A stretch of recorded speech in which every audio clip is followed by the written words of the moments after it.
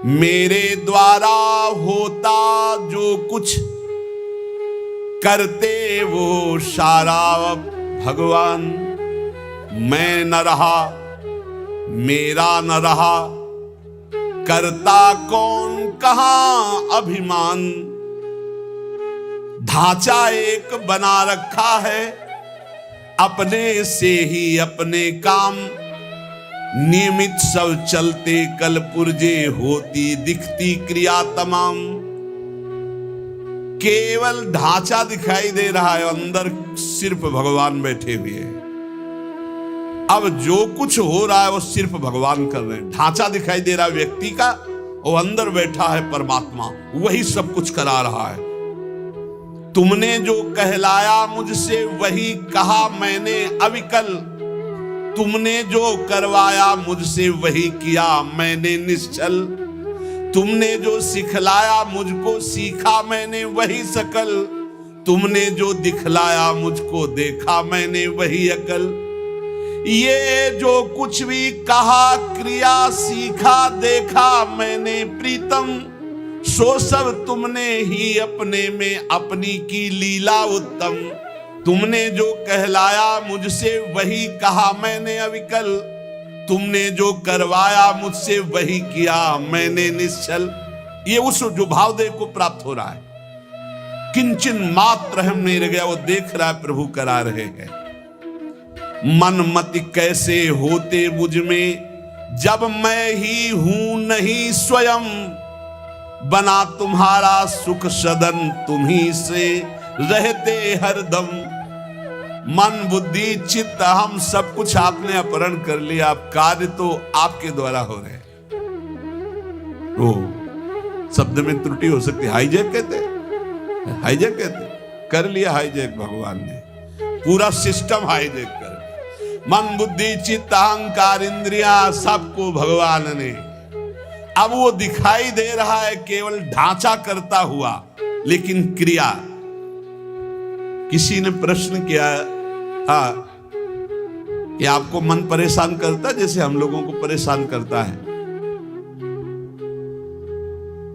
था, परेशान करता था जब मेरा मन था तब।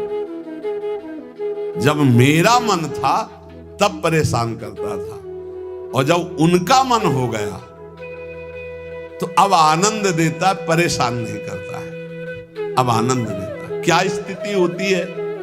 मेरे मन में नित प्रविष्ट रहे, ईश्वर का मन करता काम। ईश्वर के मन के ही होते उदय दिव्य संकल्प ललाम। अब जो मेरा मन था उसमें ईश्वर का मन आकर बैठ गया। अब जो संकल्प विकल्प हो रहे हैं, अब जो क्रियाएं हो रही, जो भी बात हो रही, जो प्रश्न उत्तर हो रहे, जो चेष्टा हो रही, वो ईश्वर के द्वारा हो रही, वो किसी जीव के द्वारा नहीं हो रही। जीव के द्वारा किसी का परिवर्तन नहीं होता, ध्यान रखना।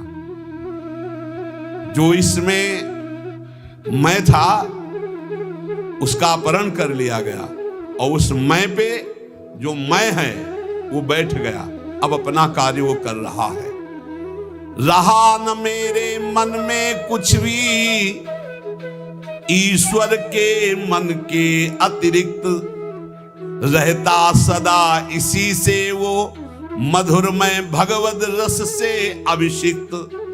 अब मेरा मन नहीं रह गया, अब प्रभु के मन ने हमारे मन पर पूरा का पूरा अधिकार करके बैठ गया। तो प्रेम रस अभिषिक्त मन, सूखे मन में काम क्रोध लोभ मोह मद मत्सर होते, भगवत रस से अभिषिक्त मन में नहीं होते। परेशान भूखा आदमी करता है, तृप्त आदमी तो आराम करता है। अब श्री राधा जुग चरण निवास, अब तृप्त हो गया, अब इसके भागने की जगह नहीं बची है। मेरे मन को नित्य बनाए रखते प्रभु निज मन का यंत्र। करते उससे अपने मन की मनमोहन वे परम स्वतंत्र। रहा न कोई मुझ में करने वाला अब सुचि असुचि विचार। अंतर्द्वंद मिट गए सारे, मिटे मोह के सभी विकार। एक ने कहा कि हमने आपको जान लिया। नहीं भाई, नहीं जान सकते। छाती से लगे रहो फिर भी नहीं जान पाओगे, छाती से लगोगे फिर भी नहीं जान पाओगे, वचन से लग जाओगे तो जान जाओगे, वाणी को पकड़ लो उसके अनुसार चल दो तो जान जाओगे, नहीं जान पाओगे। प्रभु के मन में निज को खोकर मन हो गया अमन मेरा, उठा असत आशा तृष्णा का ममता का सारा डेरा। अमना हो गया मन, कुछ नहीं चाहिए। जब बहुत बड़ी वस्तु मिल जाती है तो उसके पाने के बाद कुछ पाना बाकी नहीं रहता, उसके जानने के बाद कुछ जानना बाकी नहीं रहता। एक बार चित्त को लगाओ तो, एक बार प्रभु में लगाओ, फिर जब प्रभु तुम्हारे चित्त को स्वीकार कर लेंगे तो क्रीड़ा करते अब मन में स्वयं प्रीतम इच्छा अनुसार करते रहते नित उसमें, उससे वे अब स्वच्छंद विहार। अब मन रूपी भवन में हमारे प्रीतम स्वच्छंद विहार कर रहे हैं। जितनी भी मलिनताएं थी, जितनी भी इच्छाएं थी, वो प्रभु से विमुख होने के कारण, और जब प्रभु पधारे मन में सब अपने आप खत्म। क्रियाएं वैसे ही हो रही। मेरा जो कुछ था सब ही पर हुआ, एक उनका अधिकार, वे ही अब सब कुछ बने, प्राण हृदय मन प्राणाधार। भगवत प्रेमी महात्मा के प्राण कौन? प्रभु। मन कौन? प्रभु। तो प्राणाधार कौन? प्रभु। हृदय कौन? प्रभु। स्वयं प्रभु बन जाते। रहे कहीं भी कैसा भी यह देह पांच भौतिक सविकार, सविकार, मैं उनमें वे मुझ में, वे मैं नित्य निरंतर एकाकार। ये भावदेह में पहुंचने की स्थिति। मेरे द्वारा बोल रहे हैं केवल मेरे श्री भगवान, मेरे द्वारा छेड़ रहे हैं वे मीठी मुरली की तान। मेरे जीवन में अब तो एकमात्र उनका ही स्थान, अतः उन्हीं का होता मुझ में क्रिया नित्य क्षुद्र महान। क्रिया क्षुद्र हो या महान हो, वे उन्हीं भगवान से हो रही।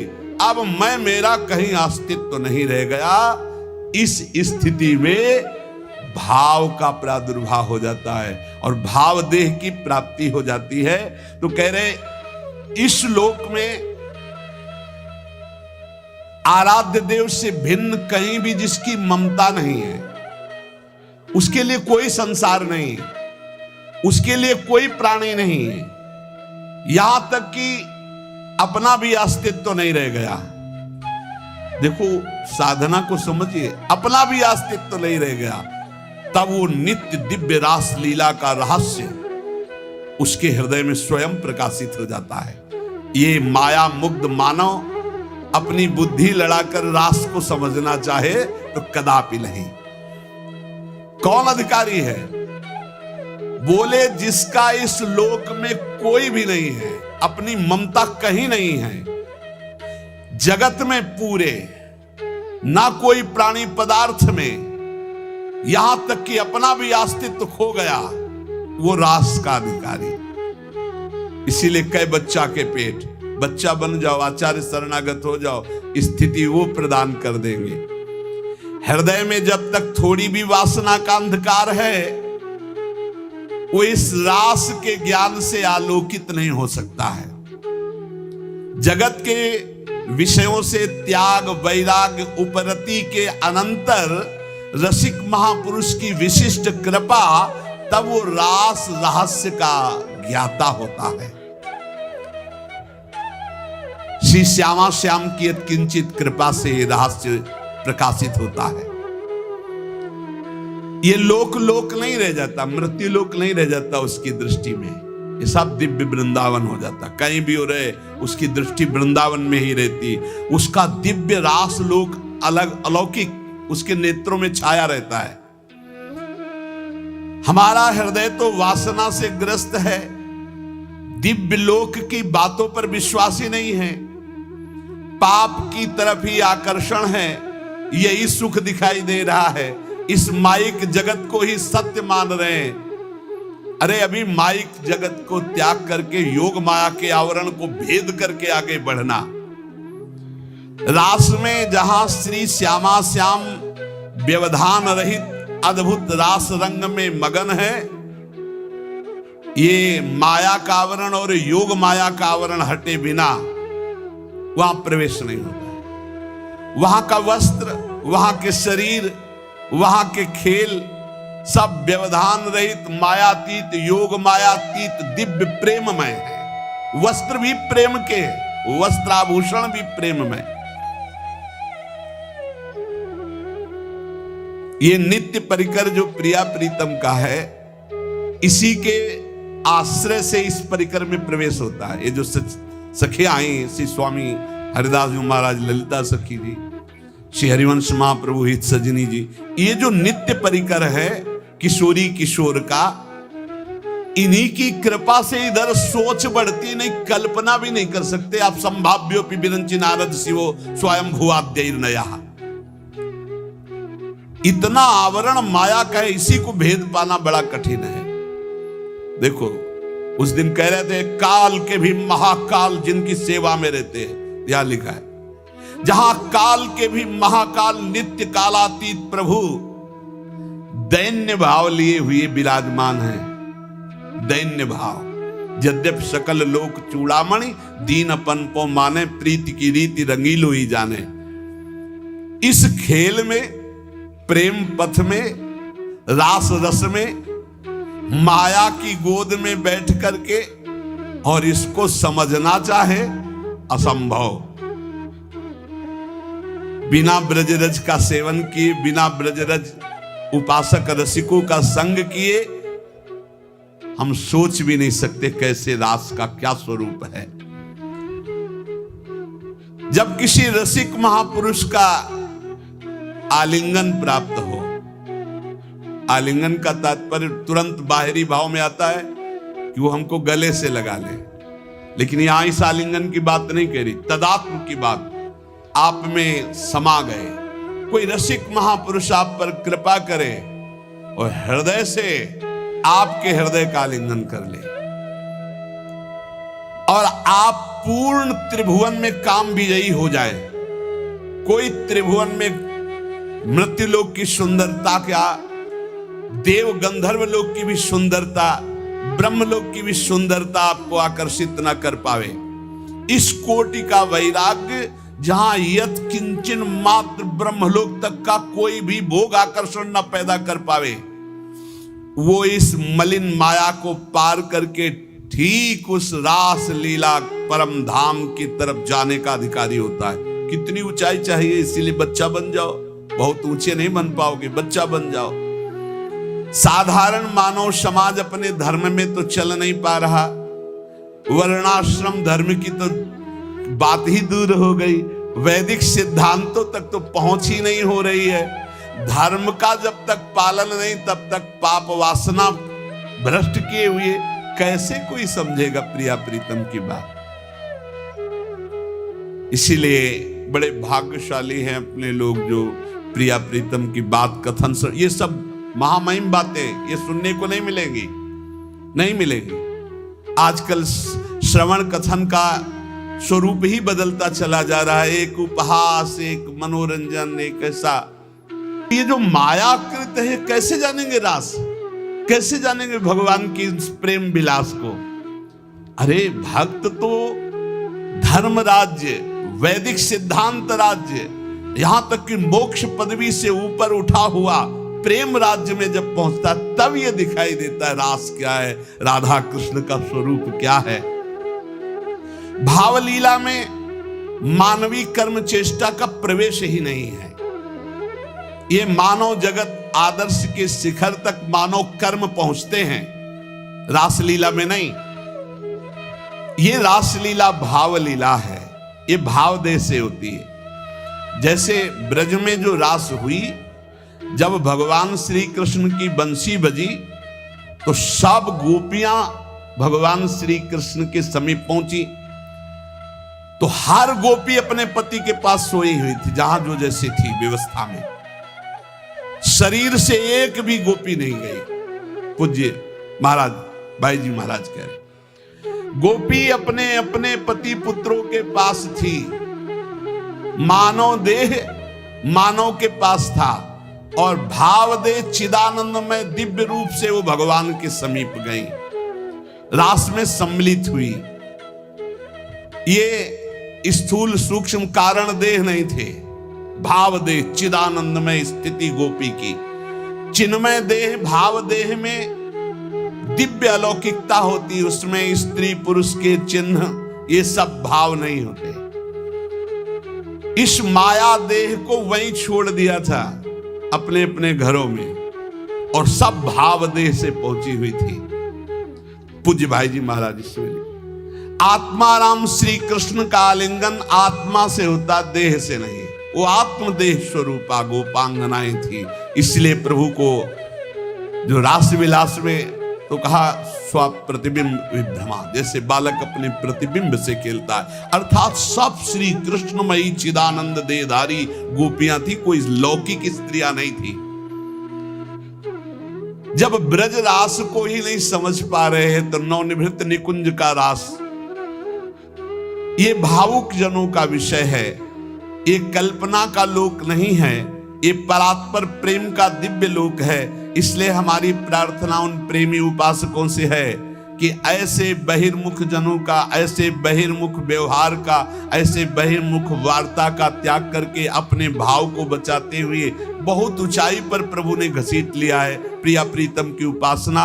तो सिर्फ श्यामा श्याम का नाम, श्यामा श्याम के रूप, श्यामा श्याम की लीला, श्यामा श्याम के गुणों का गायन करते हुए संसार की लोक परलोक की कोई परवाह न करते हुए, किसी की समालोचना का ये विषय नहीं, ये अपने हृदय के भाव का विषय है। तो जैसा आचार्य गुरुदेव ने उपदेश किया वैसा हम आगे बढ़ते रहे।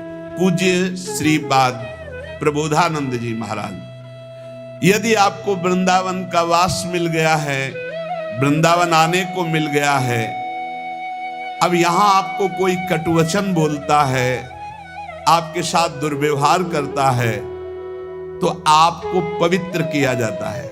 ये भाव राज्य है, इसमें स्थूल से सूक्ष्म, सूक्ष्म से सूक्ष्मतर और सूक्ष्मतर से सूक्ष्मतम में प्रवेश होता है। ये दिव्य भावना का लोक है। स्थूल सूक्ष्म कारण भाव चिन्मय, 5 भेद है। पहले स्थूल भाव बनता है, कैसे? शरीर से प्रकट सेवा में खूब तन्मयता, शरीर से जैसी आज्ञा हुई, जहां हमें खड़ा कर दिया गया वही शरीर प्रधान। फिर अंतर में घुसता है, अंतःकरण प्रधान, सूक्ष्म शरीर, चिंतन प्रधान। अब बाहर की क्रियाएं तो पहले से ही संयमित हो चुकी है, अब जैसी गुरु आज्ञा वैसा अंदर चिंतन प्रधान। फिर कारण स्वभाव प्रधान हो गया, या जो पर्यो मोहि सहज स्वभाव, श्री हरिवंश नाम रस चाओ, श्रुतौ राधिका कीर्तिरंता स्वभावे। अब उसका स्वभाव बन गया भगवत लीला गाना, भगवत लीला सुनना, भगवत नाम जप करना, भगवत कीर्तन करना, भगवत सेवा करना। तब प्रकट होता है भाव। स्थूल सूक्ष्म कारण तीनों का परिवर्तन जो कर दे उसका नाम भाव। भाव के आगे चिन्मय देह की प्राप्ति होती है, जिसे भाव देह कहते हैं। ये बड़ा विलक्षण होता है, न स्थूल होता है, न सूक्ष्म होता है, न कारण होता है, न यातना देह होता है, न देव देह होता है, न स्वाप्निक देह होता है। एक अलौकिक चिन्मय भाव देह है। ये नित्य, जैसे प्रिया प्रीतम वैसा ये नित्य है चिन्मय देह। ये देह केवल कहने मात्र को ये शुद्ध भगवत स्वरूप है। इसमें देह जनित कुछ नहीं है, हड्डी मांस या पुरुष स्त्री के चिन्ह ये सब नहीं है भाव देह में। अब आप विचार कीजिए, ये जो लीलाएं हैं ये चिन्मय देह से हो रही है, जहां ना स्त्री चिन्ह है ना पुरुष चिन्ह है, ना रक्त है, न मांस है, न मज्जा है, न हड्डी है, न विकार है। निर्विकार चिदानंद चिन्मय देह। कैसे जानोगे? कैसी रास हो रही है? यहां देह और देही का भेद नहीं, जैसे आत्मा अलग है, देह अलग है। यहां माया का पर्दा नहीं है, यहां बहिरंग प्रकृति का प्रवेश नहीं है, यहां अंतरंगा योग माया का भी प्रवेश नहीं है। यहां माया की चादर डालकर भगवान नहीं खेलते, यहां खुला खेल हो रहा है चिदानंद में। जैसे यहां तो माया की चादर पड़ी हुई, पहले देह फिर अंदर बैठा हुआ चिदानंद तत्व है, उसे कोई बिरला ज्ञानी जानता। समात्मा सुदुर्लभा वासुदेवा स्वरमिति। इस चिन्मय भावदेह की जब प्राप्ति होती है तो केवल प्रिया प्रीतम के मिलन आनंद की व्यवस्था करना और उसी आनंद में पूर्णानंद में डूबना। जैसी धरिवंश लाल ललना मिली तो हियो सिरावत मोर, चिदानंद भाव देश से चरी। इसमें जो चरम सुख है उसके आगे मोक्ष सुख कड़ुआ लगता है। यह रहस्य तभी खुलता है जब दिव्य लीला राज्य के भावरस में डूबे हुए किसी भावुक महापुरुष की शरणागति मिल जाए और उनकी बताई हुई उपासना के क्रम से स्थूल शरीर, सूक्ष्म शरीर, कारण शरीर, तीनों से परे भाव, भाव से भी गाढ़ भाव दे चिदानंदमय की प्राप्ति, तब इस लीला में प्रवेश हुआ। प्रभु की प्राप्ति के अनेकों निश्चित मार्ग सत्य हैं जो मोक्ष प्रदान करते हैं, प्रेम भी प्रदान करते हैं, परंतु ये कुछ विलक्षण है।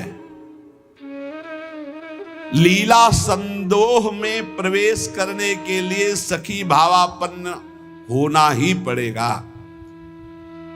देखो, जब नारद जी ने हठ किया कि मुझे आपकी ब्रज लीला रास देखना है, तो उनको नारद जी से गोपी बनना पड़ा। अर्जुन जी को भी गोपी बनना पड़ा। भगवान शंकर जी ने जब चाहा तो इनको भी गोपी बनना पड़ा। ब्रज लीला के रास में अर्जुन को, नारद जी को, भगवान शंकर को गोपी बन करके प्रवेश दिलाया। लेकिन नवनिवृत्त निकुंज में तो सहचरी भाव के बिना प्रवेश। तीन गोपिन ते दुर्लभ माई, नित्य विहार सहज सुखदाई। यहां धाम, परिकर, खगमृग पशु पंछी, सब चिदानंद। यहां दो नहीं, सब एक है। प्रिया, लाल, खग, मृग, पशु पंछी, वृंदावन, सहचरिया, सब का सब एक ही परम तत्व, हित, प्रेम। प्रेम, ये प्रेम का वैभव। इस नित्य परिकर में भाव देह से सम्मिलित हुआ जाता है। भाव देह के बिना रास और विलास, ये परम गुह्य रहस्य है, इसे कोई नहीं जान सकता। ये तर्कों के द्वारा, विद्वता के द्वारा, शास्त्रों के द्वारा प्रमाणित नहीं किया जा सकता, क्योंकि जितने प्रमाण दोगे सब योग माया के अंतर्गत होंगे। योग मायातीत, पहले तो मायातीत, मलिन त्रिगुण माया, सतोगुण, रजोगुण, तमोगुण, फिर इससे भी विशुद्ध जो योग माया है उसके ऊपर जब जाओ तब नवनिवृत्त निकुंज का रस। न लोक संग्रह है, न जगत के प्राणी हैं, न जगत की भावनाएं हैं, न जगत का भोग है। एक अलौकिक दिव्य धाम नवनिवृत्त निकुंज,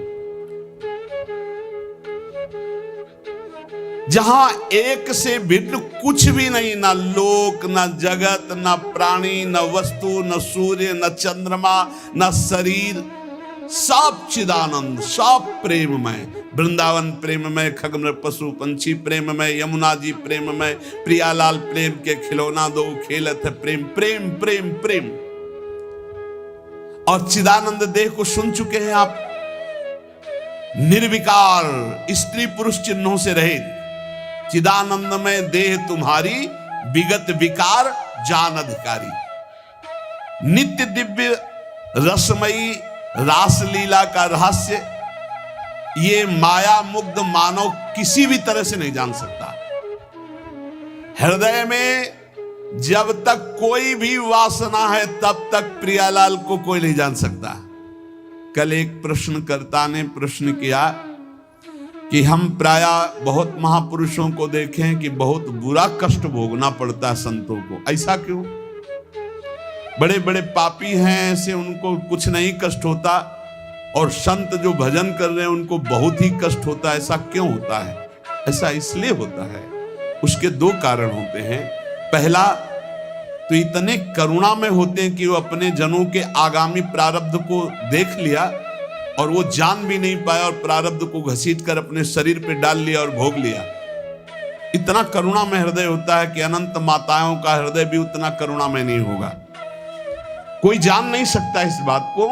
वो देखा कि हमारे अमुक जन पर प्रारब्ध का आक्रमण होने वाला है, तो प्रारब्ध तो मिटाया नहीं जा सकता, भोगा जा सकता है, तो आओ हम भोगने के लिए तैयार हैं, और वो उनके प्रारब्ध को ले लेते हैं। दूसरा, अनंत जन्मों का हिसाब बराबर होना है, भगवत प्राप्ति होनी है। अब आखिरी जन्म है तो जो हिसाब है अनंत जन्मों का, पहाड़ का पहाड़ जमा था, छोटा छोटा भोग भोगते हुए, तो उनको लगता है कि जो संत महात्मा उनको बहुत कष्ट है। बिल्कुल कष्ट नहीं है, केवल प्रारब्ध भोग की लीला। वो दो प्रकार की, एक करुणा करके अपने जनों के प्रारब्ध को ले लेना, एक दूसरा अपने अनंत जन्मों के प्रारब्ध को भोग कर पवित्र होकर भगवान के धाम जाना।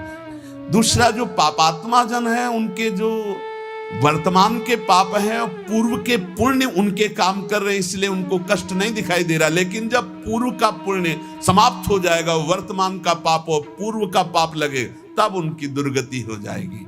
तो ऐसे ही जब हम धाम में या नाम जपने में या भक्ति में चलते हैं तो लोग हमारा उपहास करते हैं, लोग हमें कटु वचन बोलते हैं, उनको द्वेष होता है भक्तों से, वो निंदा करते हैं। तो दुर्वाच्यानि सहस्रशा परिभवान नीचै कृतान कोटिशो। करोड़ों प्रकार से कोई हमें दुर्वचन कहे तो भी हमको चुप रहना है। क्यों चुप रहना? हमें अपना काम बनाना है। वो दुर्वचन बोलेगा, हमारे पाप नष्ट हो जाएंगे, हृदय में जलन होगी ना तो हमारा हृदय पवित्र होगा। हृदय भगवान के लिए सुंदर महल है, सुंदर निकुंज है। नारायण या गौर श्याम को हृदय निकुंज बसइए। बहुत कूड़ा करकट जमा कर लिया गलती करके, उसका नाश होगा। दुर्वाच्यानि सहस्रशा परिभवान नीचै कृतान कोटिशो। नीच पुरुष द्वारा करोड़ करोड़ प्रकार से तुम्हें कष्ट दिया जाए, गाली दे रहे हैं, निंदा कर रहे हैं, उपहास कर रहे हैं, ऐसा व्यवहार कर रहे हैं जो हृदय को जला रहा है। ए सह जाना, पलट कर जवाब मत देना, बहुत जल्दी तुम्हारा हृदय पवित्र हो जाएगा और तुम सदा सदा के लिए सुखी हो जाओगे, और वो जो बोल रहा है वो दुखी हो जाएगा। उमा क्षमा सापहुते भारी। तुम चुप रहो, मत बोलो। भक्ष्याक्षादन वास कुट्य मिलना दुखान्यलम कोटिशा। हो सकता है कि तुम्हें भोजन आदि की व्यवस्था हो, वास की सही व्यवस्था न हो, गर्मी सर्दी आदि सहनी पड़ रही, चुपचाप सह लो। थोड़े दिन का जीवन है, भगवत प्राप्ति करनी है। धाम में ऐसी निष्ठा से रहो, भोजन भी नहीं मिलेगा, कष्ट भी मिलेगा, गालियां मिलेंगी, तो भी हम धाम को नहीं छोड़ेंगे। कामाद्यैरति पीड़या च मनसो वैकल्यमात्यंतिकम। अब इतने बड़े भजनानंदी तो नहीं है कि हम काम विजयी हों, तो ये काम आदि दोष हमारे हृदय को जलाएंगे, पीड़ा देंगे, पर हम किसी से कहेंगे नहीं और कोई चेष्टा नहीं करेंगे, सह जाएंगे। वैकल्य मात्यंतिकम, भारी विकलता होने पर भी हम किसी से नहीं कहेंगे, हम कोई चेष्टा नहीं करेंगे, हम सह जाएंगे। ये सोढ़ा वसंत के लिविपने कृष्णस्य तेभ्यो नमः। जो ऐसे श्री राधा और कृष्ण के केल विलास युक्त महल वृंदावन में वास करते, सब कुछ सहते हुए श्रीपाद कहते मैं उनको नमस्कार करता हूं। दोषान्न स्थिर जंगमेशु कलयन कस्यापि नो द्वेजयन। तुम्हें उद्विग्न करेंगे यहां लोग, तुम्हें परेशान कर सकते हैं, पर तुम उनकी निंदा मत करना, उद्विग्न मत होना, उनकी निंदा मत करना, अपने आप को बचा के निकल जाना। ये मानो परमार्थ में आगे बढ़ने के लिए जरूरी है ये बात। दोषान्न स्थिर जंगमेशु, यहां किसी भी जड़ चैतन्य में दोष दर्शन न होने पावे।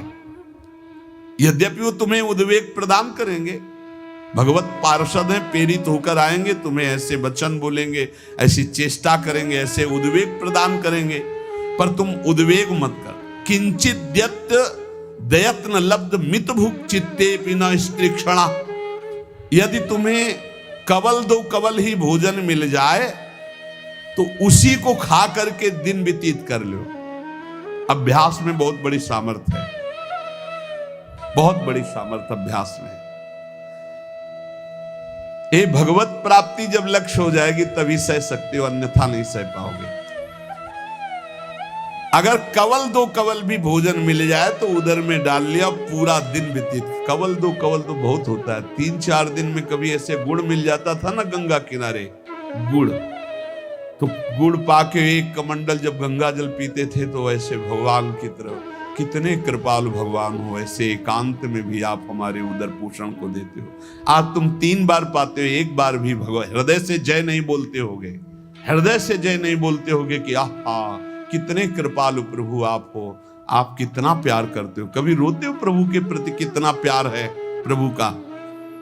हर व्यवस्था है लेकिन कभी एकांत में जय जयकार हृदय से नहीं कर कि आपकी कितनी अपार कृपा है नाथ हम पर। और कह रहे मितभुक चित्ते पिन स्त्री क्षणा, एक क्षण के लिए भी वृत्ति काम भोग के लिए किसी माता बहन की तरफ गंदी भावना से न जाने पावे।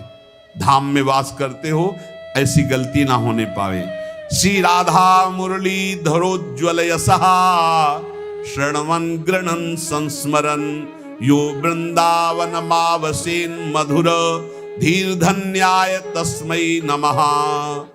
जो हर समय राधा मुरलीधर का निरंतर नाम जप करता है, यशोगान करता है, किसी माता बहन की तरफ काम भाव से एक क्षण भी नहीं देखता है, थोड़ा कवल दो कवल मिल जाए उसी से काम चला लेता है, रात दिन भजन में है पर लोग उसे गाली देते हैं, लोग उसको दुर्वचन बोलते हैं पर वो कुछ नहीं बोलता, सह जाता है। तो श्रीपाद कह रहे हैं धन्याय तस्मै नमः, वो धन्य हो गया, मैं उसे नमस्कार करता हूं। ऐसा हमारा जीवन श्री धाम वृंदावन के प्रति समर्पित हो, निरंतर नाम जप करें और जो भाव में झांकी आ रहे उसे कल्पना मत मानो। बहुत रोमांचित हो कि प्रभु पधारे, प्रियालाल हमारे ध्यान में आ रहे, और जैसा तुम्हारा गाढ़ ध्यान होता जाए किसी से कभी कहना मत कि स्वप्न में भगवान आए हैं या हमारे ध्यान में भगवान आए हैं, आज तो हमने ऐसा अनुभव किया, वैसे कुछ मत बोलो। परमार्थ की अनुभूतियां छुपाने से आगे बढ़ती हैं, अगर हम जरा भी बोल दिए तो उसी दिन से बंद हो जाएंगी। इसलिए सावधान रहो, खूब नाम जप करो, अपने भाव की बातें किसी को बताओ मत, और किसी के द्वारा आपके प्रति जो दुर्वचन है, अपमान है, निंदा है, इनको सह जाओ। जैसा रूखा सूखा मिले उससे उदर पोषण करो। यहां से जाना है, शरीर छोड़ना है, भगवत प्राप्ति करनी है, ये दृढ़ निश्चय रखो।